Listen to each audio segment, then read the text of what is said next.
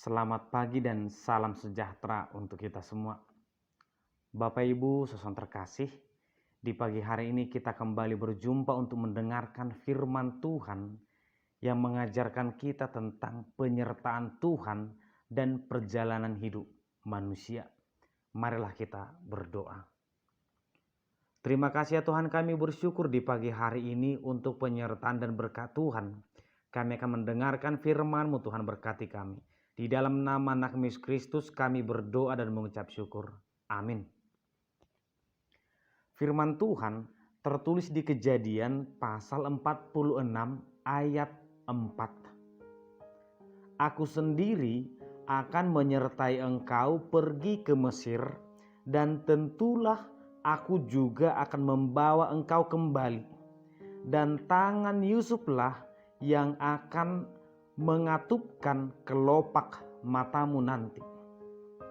Hudongani peho tua tutano Mesir, jala saina togihonok kudoho nakok sogot, ikon si Joseph do mengapeho tanganna tu matam.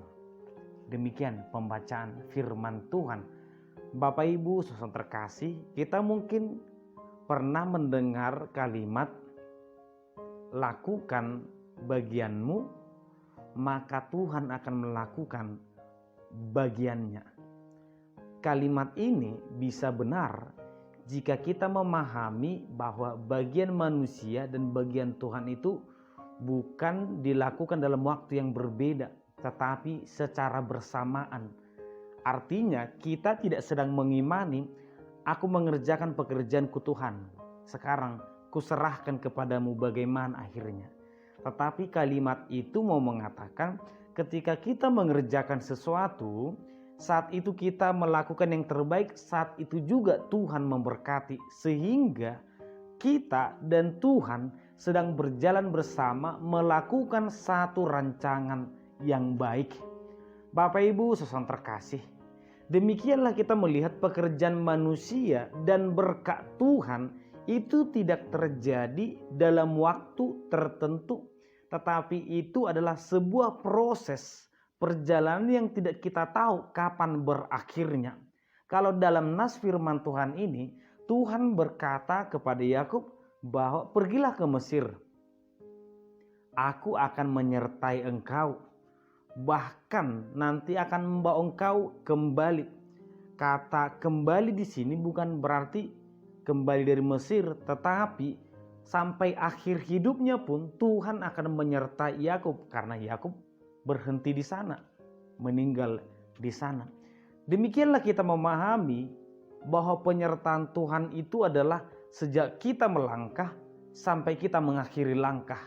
Sejak Yakub berangkat ke Mesir sampai dia menutup matanya, dan Yusuf memang yang menutup matanya nantinya, penyertaan Tuhan itu ada bersama dia, dan perbuatan dia pun jelas bersama Tuhan. Sehingga nyanyian jalan serta Yesus atau berjalan bersama Tuhan itu nyata. Dan itulah yang mau disampaikan firman Tuhan kepada kita. Mesir sebenarnya itu bukan bagian dari rencana Yusuf. Itu adalah bagian dari rencana busuk saudara-saudaranya. Bagaimana supaya Yusuf ini terhindar sehingga dia dijual, dan setelah dijual dia dipenjara. Setelah dipenjara ternyata berkat Tuhan tidak berhenti. Artinya kita mau mengatakan, kemanapun seseorang, kalau Tuhan berkenan kepadanya, kalau Tuhan memberkatinya, di situ pun dia akan menjadi berharga.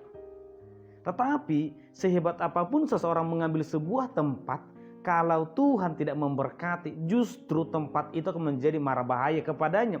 Kita lihat kisah Abraham dan Lot ketika mereka berselisih tempat, mana tempat terbaik itu dipilih oleh Lot, tapi tempat terbaik itu sendiri yang menjadi sumber masalah bagi dia. Lembah yang sangat bagus, tetapi ternyata lembah itu menjadi berbahaya bagi dia. Mesir itu menjadi sejarah yang bagus, sejarah kelam bagi orang Israel. Di sanalah mereka berjaya, di sana juga bangsa Israel diperbudak. Dan menurut sejarah kekristenan, Mesir itu atau Alexandria menjadi pusat perkembangan kekristenan pada awalnya. Oleh karena itu, Bapak Ibu saudara terkasih, yang pertama, dimanapun kita berada, di situ berkat Tuhan bisa terjadi dalam diri kita. Sebaik apapun tempat yang kita diami, kalau Tuhan tidak berkenan, di situ kita tidak akan menjadi apa-apa. Yang kedua, apa yang kita lakukan, apakah itu berkenan kepada Tuhan, itu menjadi poin penting. Sehingga banyak perbuatan yang menurut seseorang baik, tetapi justru tidak terberkati karena memang dia berjalan berbeda dengan Tuhan. Tuhan berkata A, dia berkata B. Tuhan berkata ke kiri, dia berkata ke belakang atau berdiam diri. Artinya, sesuatu itu jangan tolak ukurnya pikiran kita sendiri. Sesuatu yang menurut kita benar, belum tentu benar menurut Tuhan. Oleh karena itu, sebelum melakukan sesuatu, sebelum merencanakan sesuatu, mari bertanya dalam diri kita. Bertanya kepada Tuhan, apakah ini berkenan kepada Tuhan? Sehingga firman Tuhan yang berkata, rancanganmu bukan rancanganku, jalanmu bukan jalanku. Bukan mau mengatakan Tuhan sedang mengajarkan sebuah jalan kepada kita, jalannya lurus ke kiri atau ke kanan. Tetapi jalan apapun yang kita pilih, biarkanlah jalan itu menjadi jalan yang berkenan kepada Tuhan. Oleh karena itu Bapak Ibu saudara terkasih, di pagi hari ini firman Tuhan menyadarkan dan mengingatkan kita untuk tetap berjalan bersama Tuhan dimanapun dan kapanpun. Amin, kita berdoa. Terima kasih ya Tuhan, kami bersyukur di pagi hari ini untuk penyertaan dan firman Tuhan. Tuhan mengajarkan kami untuk tetap berjalan dalam kebenaran, berjalan mengikut Tuhan. Berkati kami selalu Tuhan untuk setiap rancangan yang kami pilih, biarlah rancangan itu menjadi rancangan dan jalan terbaik. Di dalam nama anak Yesus Kristus, kami berdoa dan mengucap syukur. Amin. Anugerah dari Tuhan Yesus Kristus, kasih setia Allah Bapa, dan persekutuan Roh Kudus kiranya menyertai kamu sekalian. Amin.